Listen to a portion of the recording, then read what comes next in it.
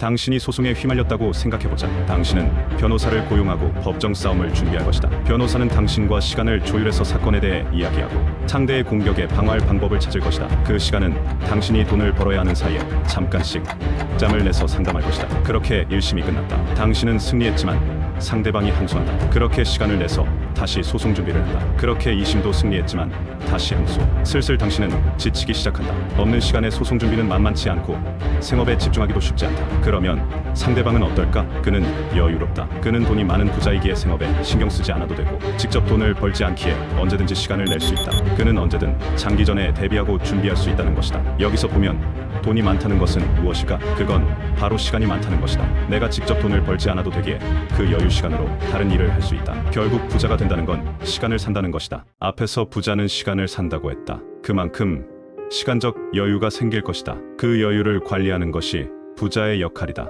근데 갑자기 부자가 되면 어떻게 될까? 예를 들어 복권에 당첨되었다고 하자. 그러면 갑자기 생긴 돈에 정신을 못 차릴 것이다. 무분별한 과소비에 주변 사람들이 도와달라 하고 심지어 사기치려는 사람도 있을 것이다. 주변에 내 돈을 뺏으려는 사람과 나 역시 내 돈을 쓰지 못해 안달날 것이다. 그렇게 돈을 관리하지 못한 채 다 써버리거나 빚을 져서 망한 사람들의 이야기를 많이 들어봤을 것이다. 돈은 마치 물과 같다. 너무 많아 홍수가 생기면 내 모든 것이 떠내려간다. 그렇다고 물이 없어서 가뭄이 들면 나를 말려 죽일 것이다. 그래서 우리는 물이 없을 때와 많을 때를 제어하는 댐을 쌓아 물을 관리하는 것이다. 돈 역시 관리가 필요하다. 스스로 공부하여 차곡차곡 쌓고 관리하며 조금씩 불려나가는 것이 현명한 부자가 되는 길이다. 돈은 물과 같다고 했다. 홍수에 떠내려가고 가뭄에 말라 죽듯이 돈이 많으면 주체하지 못하고 없으면 가난해진다.